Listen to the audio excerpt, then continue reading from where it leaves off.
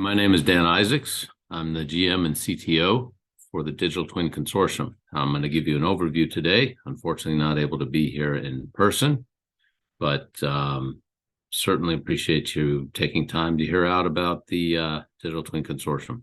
So many people don't realize, but Digital Twin Consortium is under the umbrella of the Object Management Group. We have a community of consortia, these 7 different consortia, which allows cross-collaboration with industry leaders. And you can see the different areas here.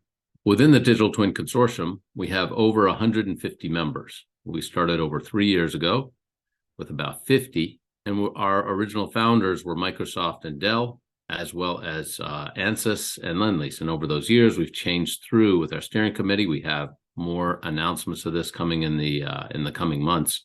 But you can see the nature of the different types of companies, whether they're technology providers, whether they're researchers, academia. We have several universities around the world as members. There's local government, and also the end users. So one of the very first things that members of the Digital Twin Consortium got together was to really identify the foundational elements of a digital twin. And those elements really consist of a virtualization of a physical entity and or process. And the key to this is the synchronization mechanism. So there has to be a synchronization at a given frequency, often called the twinning rate, between the virtualization and the physical entity. This allows you to keep the accuracy and the precision in place of that virtual representation of your physical entity or process.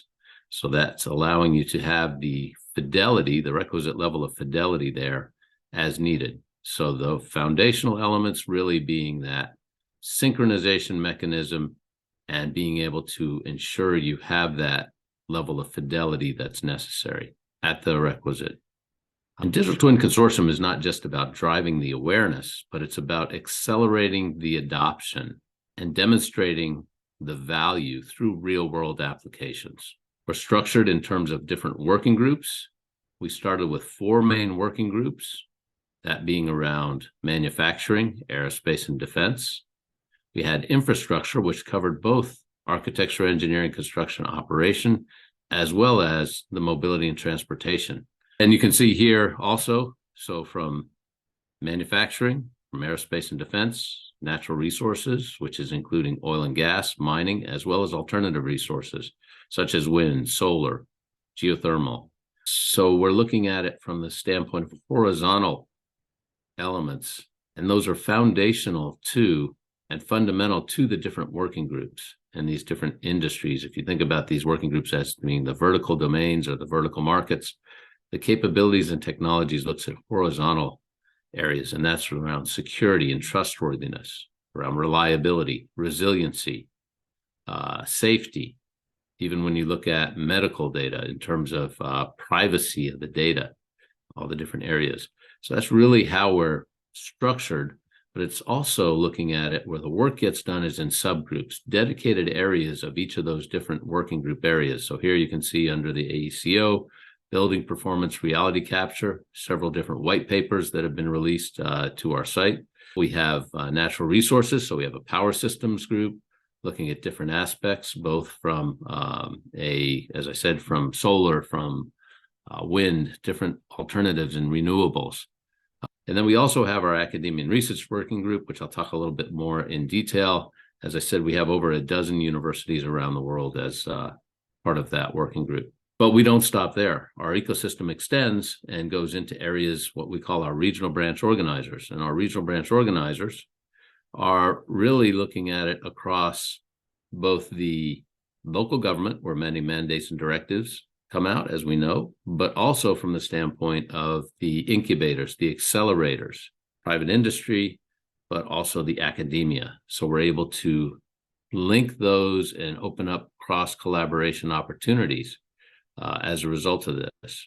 You can see here, by the end of this year, we will actually have a regional branch organizer in every major continent of the world, in many countries within Europe and states within the US. And so we continue to expand and grow that, but we don't even stop there. We continue and work with and collaborate with different liaisons And these are really other consortia or alliances. So you can see from our membership, from our regional branch organizers, from the liaisons, how we continue to extend and expand this global ecosystem. And here you can see from, again, the structure is really member driven. So this is very highly collaborative, but you can also see here in terms of the different types of end users that we have, running the gamut from those different areas I had talked about within the working groups. So we not only have the solution providers, but we also have the end users. That's really important when we look at it in terms of what are the frameworks that we can bring out, whether it's the business maturity models. How do you actually start your journey of a digital twin? How do you compose it so that you focus on interoperability and foundational elements such as the security and the trustworthiness? What is that complete reference architecture? What does that platform stack look like? And then we also have a very strong open source collaboration community that we have through our GitHub that are members and outside folks of like interest that are able to participate in. One of those areas that we have, this started as a result of one of our members, one of our co-chairs, working with one of their customers, and how do I describe and bring together, unify all these different elements and enabling technologies that are part and comprise this compositional aspect of a digital twin. And it really looks at it starting from the capabilities. So putting it together in a very familiar framework, a periodic table. Let's look at replace the elements with the capabilities. So this is technology agnostic as well as implementation agnostic. And this allows one to be able to look and understand where the strengths and where the deficiencies are in terms of how they go about and what they need for those key capabilities for the digital twin. This has been so well received, we actually moved this out into open source as well. So it's publicly available on our website. We created a complete toolkit, incubated it within our natural resources working group, and then brought it up. We crossed this and used this across all the different working groups as part of a key element of our technology showcase. And this really helps to understand how you start your journey and where you need to really focus on the key areas relative to what is the main objective that you're bringing the digital twin to accomplish. In other words, what is that job you're hiring the digital twin for? And look at it in terms of what are those capabilities. So that whole sequence, that whole toolkit is available on our website. We've actually had companies join because this resonated so well with them that they said, we want to help and participate and contribute. And we're actually working on a second version of this. So in addition to the end users you've seen already, we have smart airports, we have smart cities, oil and gas. One of our newest steering committee members is BP. We also have had ExxonMobil join us and several other oil and gas. And it's not just about primary for oil and gas, it's also looking at how do they fundamentally use a digital twin? What are the values that can come out of that, even relative to the visualization? And then look at that across the different areas from a standardization. We have a smart city developer, Orange County Public Works, and Orange County Public Works is responsible for 800 plus buildings and all the other buildings in their county. This is in Southern California in Orange County, so there's over 800,000. They also are responsible for the roads, the bridges, responsible for the ports, the dams, as well as John Wayne International Airport. And so being able to leverage a lot of that understanding and bring that forward and work together with our members to drive those advancements in capabilities. We also have a member who's working with the biggest hospital in Singapore, where they're using a digital twin for doing viral dispersion tracking and looking to prevent contagions within the hospital and even outside. So as a result of this, what we've done, we've put together this technology showcase, which is a reference library of use cases and case studies to be able to show and demonstrate the value of the digital twin at the different phases of its life cycle. And one of the other areas that we have a focus I was talking about was the academia and research working group.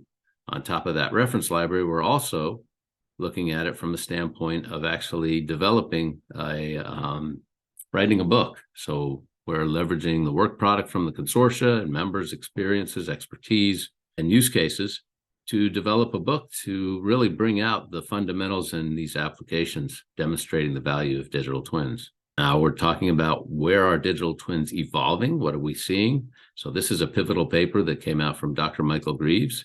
He's an internationally recognized expert. He really is the founder of the concept of digital twin. He had published a paper a little over a year ago. There you can see it's now on ResearchGate. And this really had some of the highest, I think it is the highest level of number of downloads regarding digital twin. And it's really talking about how the digital twin has evolved into this concept of an intelligent digital twin. And you can see here through the different phases from the physical to virtual maturity, and then the evolution from that. So if we look at it in that context of a traditional digital twin compared to what is called this intelligent digital twin, you can see some of the key areas here. And where on the traditional, the goals were given, they were defined, and they were looked at specific KPIs. And they were looked to be predictive, but not to how can I best optimize that. Whereas the intelligent digital twin, you can see, is much more active in terms of always on, having these agents that are looking in terms of goal seeking as opposed to being goal directed, and anticipating and looking at this concept, using this, as Dr. Greaves has coined, as FRS, which is really front running simulation. So being able to look at it in the context of how can I take real world data and then use that real world data to better understand and predict the outcome. And a great example of this is what's going on with McLaren, where they have their physical F1 race car vehicle, and now they have their virtual.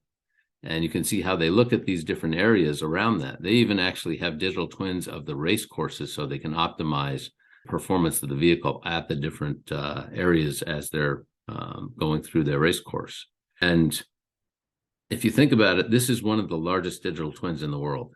Generates over 1 million telemetry data points per second, transmitted from the car to the pit operation, where they combine that with both another value a digital twin provides is it looks at the historical data to the situational awareness, the event intelligence, what's happening now, to be able to best, with the highest level of confidence, predict and forecast that future and that future optimization of that output or outcome.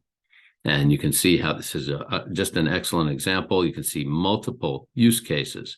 So they're taking this data real time, they're running it faster than real time. That's the front running simulation, the FRS Dr. Greaves has coined, to be able to best optimize that outcome. Here you can see some of the use cases, whether it's the strategy, whether it's the analysis of the competition, or even improving that performance. So again, traditional twin, looking at it from that same diagram we used. This, by the way, is a live wind farm. This is a snapshot in time, obviously, but this is the telemetry data that's being tracked. So what we've seen is, as the twins have evolved, as digital twins have evolved, the decision intelligence, and augment that with artificial intelligence, and even reach higher levels of degree of automation where there's less human interaction. And making this composable, again, going back to those composability aspects, looking at artificial intelligence, this is really, if you think about it, they've operationalized the concepts that Dr. Greaves has brought out in his paper. And you can see where traditional digital twins exist, and then how now with the executable AI integration, infusing their digital twin with AI, now brings you to that intelligent digital twin. And so as we develop this through, we have our reference library of use cases that demonstrate the value of the digital twin at the different phases of its life cycle. So I know we went over time a little bit, but if you haven't seen our website, I highly encourage you to go there. There's a wealth of collateral of information and where you can learn more about digital twins. And through all these different areas, you can see how the Digital Twin Consortium is truly the authority in digital twin through increasing with our member activities, the member-driven activities, the cross-collaboration, as well as how we continue to expand the ecosystem and drive the adoption of digital twin. With that, thank you very much for your time.